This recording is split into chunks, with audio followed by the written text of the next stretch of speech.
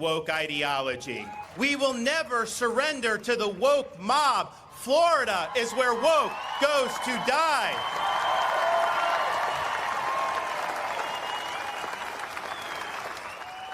A few minutes ago, we were talking about states that are newly controlled by Democrats and how their agendas differ starkly from the agendas in states controlled by Republicans. And I think it's safe to say that wherever the GOP states are going next, Florida will get there first. Fresh off his big second-term win, Florida Governor Ron DeSantis is turbocharging his war on woke, in which woke seems to mean anything Ron DeSantis doesn't like.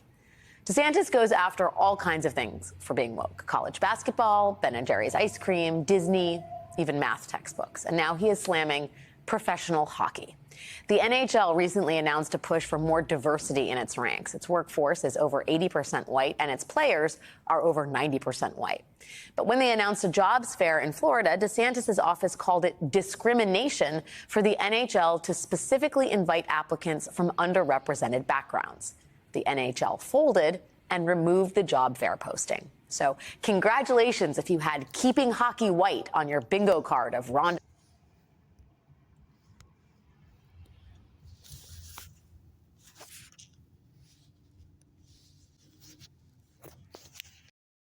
The Colored Hockey League. I'm gonna show you how great Founded in 1895 by a group of Black Baptist leaders and intellectuals, the All-Black Hockey League featured over a dozen teams in Eastern Canada. And the league is credited an early form of the slap shot and many goalie innovations. The league disbanded in the 1930s, and black players did not lace up for the NHL for over 25 years after. Black hockey players helped to revolutionize the game of hockey, and their legacy lives on. Did you know before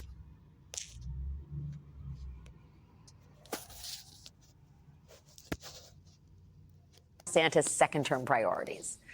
But it is Florida's schools and universities that its governor is really trying to refashion an anti-woke image. DeSantis has just packed the board of Florida's most progressive public college with hand-picked allies. He's aiming to turn New College into a conservative Christian school. These new board members include Chris Rufo, who's orchestrated the right-wing attack on critical race theory. And Rufo is straightforward about his goals. Quote, "We have successfully frozen their brand, critical race theory, into the public conversation and are steadily driving up negative perceptions. We will eventually turn it toxic as we put all of the various cultural insanities under that brand category." Meanwhile, professors at other Florida universities are canceling their courses dealing with race for fear of being fired. Today, the presidents of Florida's system of community and state colleges put out a joint statement declaring they stand with Governor DeSantis and won't let evil critical race theory invade their campuses.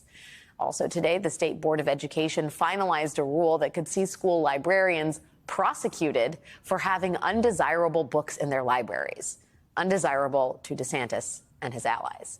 And in a final flourish, today we learned that DeSantis has rejected a high school advanced placement course in African American studies. The course is already being piloted in 60 schools across the country, but apparently in the state of Florida, that curriculum is against the law. The conservative National Review reported excitedly today on the letter the DeSantis administration sent to the College Board, which sets AP course curricula. That letter says, quote, "The content of this course is inexplicably contrary to Florida law and significantly lacks educational value." And it invites the College Board to, quote, "come back to the table with lawful, historically accurate content."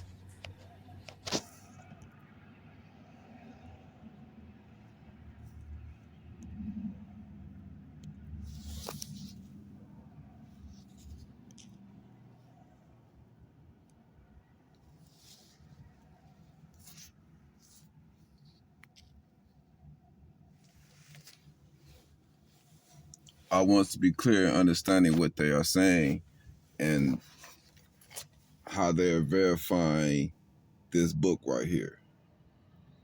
The miseducation of the Negro continues. Don't think that this is something new.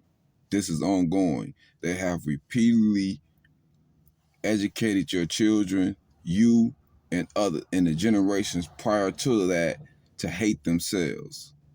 They have continuously miseducated us about who we are as a people.